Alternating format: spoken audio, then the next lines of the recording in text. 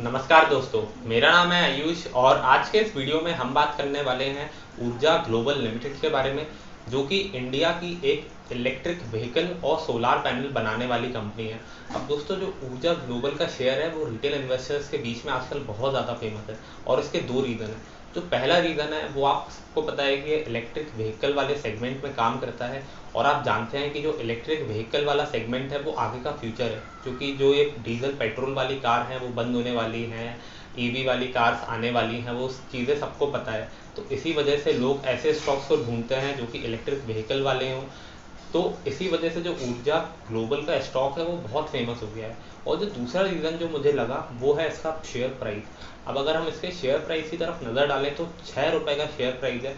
जो भी स्टॉक का प्राइस 10 रुपये के नीचे होता है उसको हम पेनी स्टॉक बोलते हैं। तो ये जो कंपनी है इसका स्टॉक भी पेनी स्टॉक की कैटेगरी में आता है और जो इस कंपनी का मार्केट कैप है वो 302 करोड़ के आसपास है। तो ये पेनी स्टॉक है और ईवी के सेक्टर में है। इसी वजह से जो ऊर्जा ग्लोबल का नाम है वो रिटेल इन्वेस्टर्स के बीच में बहुत फेमस है। तो दोस्तों, आज इसी वजह से मैं इस कंपनी का एक फंडामेंटल एनालिसिस करने वाला हूँ। भले ही ये पेनी स्टॉक है, पर मैं आपको बताने वाला हूँ कि ये कंपनी कैसा परफॉर्म कर रही है और जो फ्यूचर के ग्रोथ के चांसेस है वो क्या हो सकते हैं। क्योंकि हमें ये तो पता है कि ईवी वाला जो सेगमेंट है वो आगे चल के बहुत ग्रोथ देने वाला है, लेकिन इस कंपनी में क्या एक्चुअल में ग्रोथ है ये हम जानेंगे इस वीडियो में। दोस्तों, अगर आपने हमारे चैनल को अभी तक सब्सक्राइब नहीं किया है तो प्लीज़ सब्सक्राइब करें। ऐसी वीडियोस बनाने में हमें बहुत मेहनत लगती है, तो हमें बहुत खुशी होगी अगर आप सब्सक्राइब करेंगे तो, और लाइक कीजिएगा इस वीडियो को अगर वीडियो अच्छा लगता है तो। अब सबसे पहले हम बात करते हैं ऊर्जा ग्लोबल के बिजनेस मॉडल के बारे में, क्योंकि ऊर्जा ग्लोबल का जब तक हम बिजनेस मॉडल नहीं समझेंगे हमें बिजनेस की क्लैरिटी नहीं होगी। अगर हम इनके रेवेन्यू सोर्सेज की तरफ नज़र डालें दोस्तों, तो सबसे बड़ा जो इनका रेवेन्यू सोर्स आता है वो है सोलार पैनल से। ये कंपनी बहुत पहले से सोलार पैनल्स बनाती है। उन सोलार पैनल को फोटोवोल्टिक पैनल्स भी बोला जाता है। और जो फोटोवोल्टिक पैनल्स होते हैं इनकी मैन्युफैक्चरिंग इंडिया में बहुत ही कम कंपनीज करती हैं। जो फोटोवोल्टिक पैनल्स होते हैं दोस्तों वो चाइना में सबसे ज़्यादा बनाए जाते हैं और चाइना इस सेगमेंट में लीडर है पूरी दुनिया का। अगर हम बात करें इंडिया की तो बहुत कम कंपनीज हैं और ये कंपनी ऐसा क्लेम करती है कि ये फोटोवोल्टिक पैनल्स बनाती है, जो कि एक बड़ी बात है। इसके अलावा अगर हम इनके दूसरे रेवेन्यू सोर्सेज की तरफ नज़र डालें इसके अलावा अगर हम कंपनी के दूसरे रेवेन्यू सोर्सेज की तरफ नज़र डालें तो कंपनी ने अभी अपनी रिसेंट की एनुअल रिपोर्ट में ऐसा बताया था कि इस कंपनी ने ईवी कार्स, ई रिक्शा और जो इलेक्ट्रिक स्कूटर्स होते हैं वो भी लॉन्च कर दिए हैं। तो मतलब कंपनी फ्यूचर में बहुत ज़्यादा ग्रोथ करना चाह रही है इलेक्ट्रिक व्हीकल के सेगमेंट में, ऐसा हमें एनुअल रिपोर्ट पढ़ के समझ में आया है। अब यहाँ तक तो मेरे ख्याल से कहानी बहुत क्लियर है। अब ये सारी बातें तो हो सकता है आप सभी को पता हो, लेकिन अब हम फाइनेंशियल स्टेटमेंट्स पे चलते हैं और इसकी असली कहानी समझने की कोशिश करते हैं। दोस्तों, अगर हम इस कंपनी के फाइनेंशियल स्टेटमेंट्स पे ध्यान से नज़र डालें तो आप देख सकते हैं कि जो कंपनी के FY 2020 के रेवेन्यूज़ हैं वो 164 करोड़ रुपीज़ हैं। और अगर हम इनके 5 सालों के रेवेन्यू की ग्रोथ देखें तो वो 6% की ग्रोथ हुई है। अगर हम इनके नेट प्रॉफिट्स की ग्रोथ देखें तो वो 26% की ग्रोथ हुई है उसमें, अगर हम पिछले 5 साल के इनके प्रॉफिट्स को देखते हैं। लेकिन दोस्तों, अगर आप ध्यान से देखेंगे तो जो इस कंपनी के रेवेन्यू हैं वो तो बहुत ज़्यादा बड़े हैं और उसके कंपैरिजन में जो नेट प्रॉफिट मार्जिन हैं, जो नेट प्रॉफिट है वो बहुत ही ज़्यादा कम है। यहाँ पे बस कंपनी ने 50 लाख रुपए का प्रॉफिट किया है और जो इस कंपनी का रेवेन्यू है वो आप देख सकते हैं 150 करोड़ से भी ज़्यादा है। तो रेवेन्यू इतने ज़्यादा है और प्रॉफिट इतने कम, ऐसा क्यों है ये चीज़ मुझे समझ में नहीं आई इसके फाइनेंशियल स्टेटमेंट्स को पढ़ के। और दोस्तों, जब मैंने इस कंपनी के फाइनेंशियल स्टेटमेंट्स पढ़ने के बाद कुछ और चीज़ों पे नज़र डाली तो मुझे ऐसा मालूम पड़ा कि जो इस कंपनी के डेटर डेज है वो 697 है। अब यहाँ पे डेटर डेज और सेल्स का क्या रिलेशन है हम वो समझते हैं। अब दोस्तों, मान लेते हैं अगर आप ये कंपनी चला रहे हैं और ये सोलार पैनल आप अपने कस्टमर्स को बेचते हैं, तो जैसे ही अगर आप सोलार पैनल बेचेंगे तो जाहिर सी बात है आप उसके बदले में पेमेंट लेना चाहेंगे पार्टी से। अब हो सकता है आपको बिजनेस में सेल्स करने के लिए थोड़ा सा क्रेडिट देना भी पड़ता हो। तो हो सकता है आप मान लीजिए अगर आपने 30 दिन का क्रेडिट दिया है किसी कस्टमर को, तो आपके जो डेटर डेज होंगे वो 30 डेज होंगे, क्योंकि जो आपके डेटर्स हैं, जो आपके देनदार हैं, वो 30 दिन का समय ले रहे हैं आपको पेमेंट देने में। लेकिन अगर हम इस कंपनी के डेटर डेज को देखें तो वो 697 है। मतलब कंपनी ने 1.5 से 2 साल की ड्यूरेशन, एवरेज ड्यूरेशन देख रखी है अपने कस्टमर्स को पेमेंट करने के लिए। अगर कंपनी आज सामान बेच रही है तो पेमेंट 2 साल बाद आ रहा है। तो मुझे ये चीज़ समझ में नहीं आई कि दोस्तों, अगर पेमेंट 2 साल बाद आ रहा है तो कंपनी सर्वाइव कैसे कर पाएगी।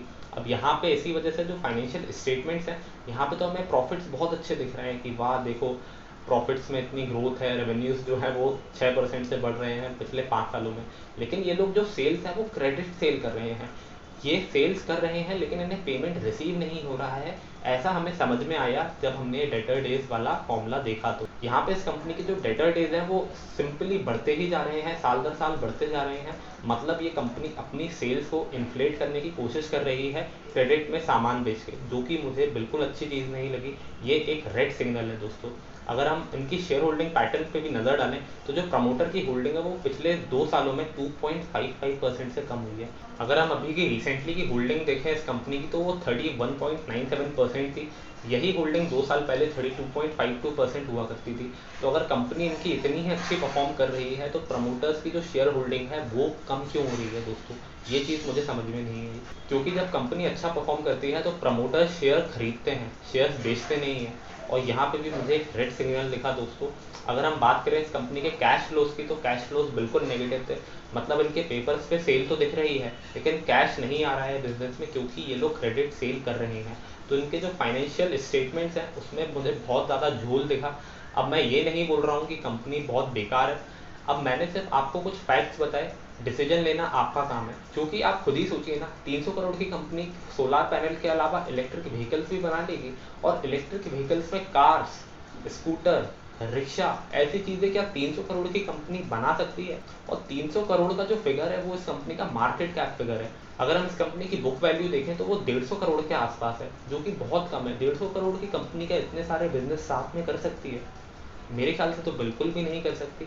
और इसी वजह से दोस्तों मुझे ऐसा लगता है कि इस कंपनी में कोई ग्रोथ नहीं है। अगर हम इलेक्ट्रिक व्हीकल के सेगमेंट में देखें तो ग्रोथ बहुत ज़्यादा है। टाटा पावर जैसे जो स्टॉक्स हैं वो ज़्यादा ग्रोथ करेंगे फ्यूचर में, ऐसा हमें लगता है। लेकिन ये जो पेनी स्टॉक है मेरे ख्याल से आपको इनसे दूर रहना चाहिए, क्योंकि इनके जो फाइनेंशियल स्टेटमेंट हैं उनमें मुझे कुछ चीज़ें समझ में नहीं आई, बहुत ज़्यादा झोल मुझे दिखा। यहाँ पे अब मैं इस कंपनी की बुराई नहीं कर रहा हूँ, अगेन मैं आपको यही सेम चीज़ बोल रहा हूँ। लेकिन आपको अपना जो डिसीजन है वो खुद लेना चाहिए। ये जो स्टॉक है एक पेनी स्टॉक है, और पेनी स्टॉक होने के पीछे एक रीज़न है। ऐसे ही कोई कंपनी का जो स्टॉक है वो पेनी स्टॉक नहीं हो जाता।